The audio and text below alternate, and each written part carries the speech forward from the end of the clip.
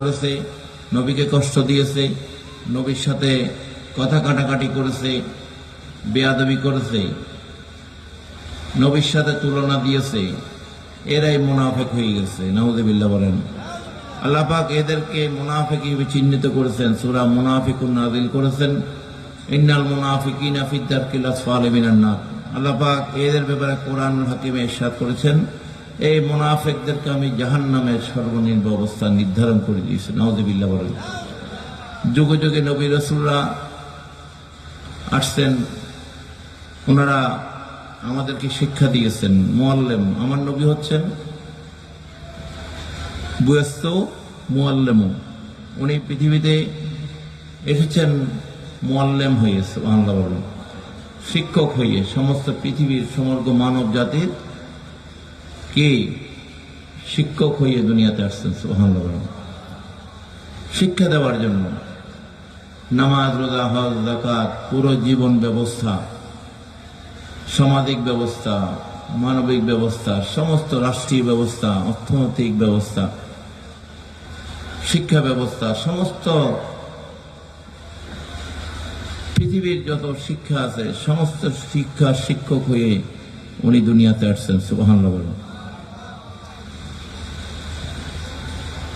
ওনারা তাদের পারিবারিক জীবনে কিভাবে ওনারা জীবনযাপন করেছেন, সমস্ত নবী রাসূলরা তাদের পারিবারিক জীবন ছিল, তাদের অর্থনৈতিক জীবন ছিল, তারা কেউ তেজারত করেছেন।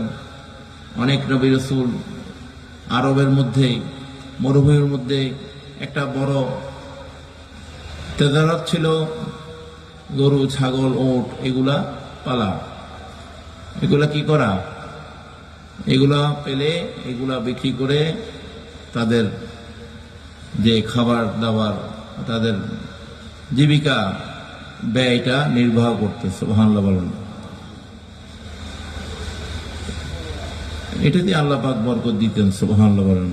মুসা কালিমুল্লাহ আলাইহিস সালাম উনি অনেকদিন উনি এটার সাথে যুক্ত ছিলেন। বিভিন্ন নবী রাসূলরা এইভাবে গৃহস্থালী কাজ করেছেন। সুবহানাল্লাহ বলেন। তাদের তেজারত ছিল, তারা এইভাবেই অনেক নবী রাসূলকে আল্লাহ রাব্বুল আলামিন দুনিয়ার বাদশাহী দিয়েছেন। সুবহানাল্লাহ বলেন। দিয়েছেন কিনা? বাদশাহী দিয়েছেন। হযরত সুলাইমান আলাইহিস সালামকে বাদশাহী দিয়েছেন, নূহ আলাইহিস সালাম, হযরত ইউসুফ আলাইহিস সালাম, এরকম অসংখ্য নবী রাসূলকে কি দিয়েছেন? বাদশাহী দিয়েছেন। আমাদের নবীকেও, সাইয়্যিদুল মুরসালিন রাহমাতুল্লাহ আলামিনকেও বাদশাহী দিয়েছেন। সুবহানাল্লাহ বলেন। ঠিক কিনা?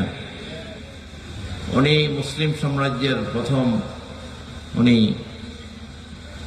রাষ্ট্রনায়ক হয়ে উনি মদিনা রাষ্ট্র গঠন করেছেন। সুবহানাল্লাহ বলেন। কেন? আমাদেরকে শিক্ষা দেওয়ার জন্য। কিসের জন্য? প্রতিটা ক্ষেত্রে আমরা যেন ওনার কাজগুলা থেকে শিক্ষা লাভ করি, ওনার আদর্শকে ধারণ করি। সুবহানাল্লাহ বলেন। এক শ্রেণীর মুনাফিক আছে, তারা ওই সময় নবীর শানকে ছোট করার জন্য নবীর কাজগুলাকে নিয়ে তারা ব্যঙ্গ করত।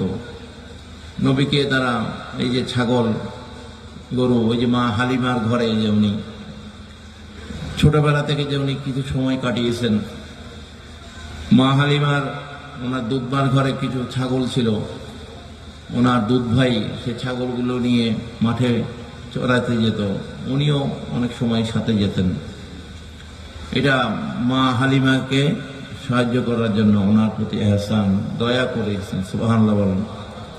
আমাদেরকে এই নজরে দেখতে হবে, নবীকে যদি আমরা বলি উনি ছাগল চড়ানোর ছেলে, তাহলে এটা ঈমান থাকবে? ঈমান থাকবে না। সিদ্দিক আকবরের জবান থেকে কখনো এরকম কথা বের হয়নি, ফারুক আজমের জবান থেকে কখনো এই কথা বের হয়নি, কোনো বেয়াদবি কথা বের হয়নি ওসমান বিন নুরাইনের জবান থেকে, কোনো সাহাবায়ে কেরাম, মাওলা আলী শের খোদার জবান থেকে, এরকম কোনো সাহাবীর জবান থেকে, যারা সাহাবী হয়েছে তাদের জবান থেকে